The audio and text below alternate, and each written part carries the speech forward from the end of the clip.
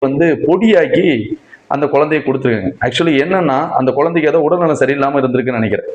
அதனால அந்த டாக்டர் என்ன சஜஸ்ட் பண்ணிருக்காங்கன்னா, சாப்பாட்டுக்கு முன்னாடி இந்த மாத்திரையை நீங்க கொடுங்க. தவறுதலான வீடியோ பரப்புனீங்களே முட்டா பசங்களை, அந்த வீடியோல அவர் என்ன சொல்லியிருக்காரு, அவரே அதை மறுப்பு தெரிவிச்சு வீடியோ போட்டிருக்காரு.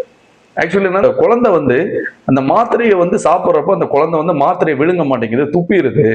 அப்ப அந்த மாத்திரையை எப்படியாவது அந்த குழந்தைக்கு உடம்புல செலுத்தணும் அப்படிங்கிறதுக்காக அந்த மாத்திரையை பொடிச்சு தூளாக்கி தண்ணியில கலந்து அதை அந்த குழந்தைக்கு கொடுத்துருக்காங்க.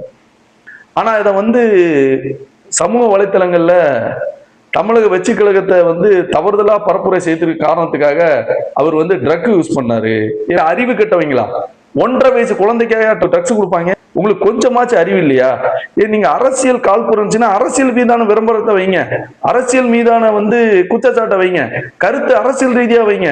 அதை விட்டுக்கிட்டு ட்ரக்ஸ் யூஸ் பண்ணாரு, அது மாத்திரையா? அவர் ட்ரக்ஸே யூஸ் பண்ணல. ஆக்சுவலி என்னன்னா அந்த குழந்தைக்கு கொடுத்த மாத்திரை, அதுல போய் அரசியல் பண்ணிட்டு இருக்கீங்க. ஏன் இவ்வளவு கேவலமா அரசியல் பண்றீங்க? அரசியல் அரசியல் மீதான குற்றச்சாட்டுகளை வைங்க, அரசியல் மீதான கருத்துக்களை வைங்க.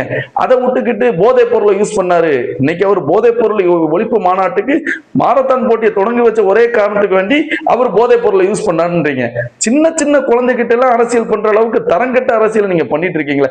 கொஞ்சமாவது உங்களுக்கு நியாயமா இருக்கா? உங்களுக்கே மனசாட்சி வலிக்கலையா? உங்க வீட்டுல இருக்கிற குழந்தை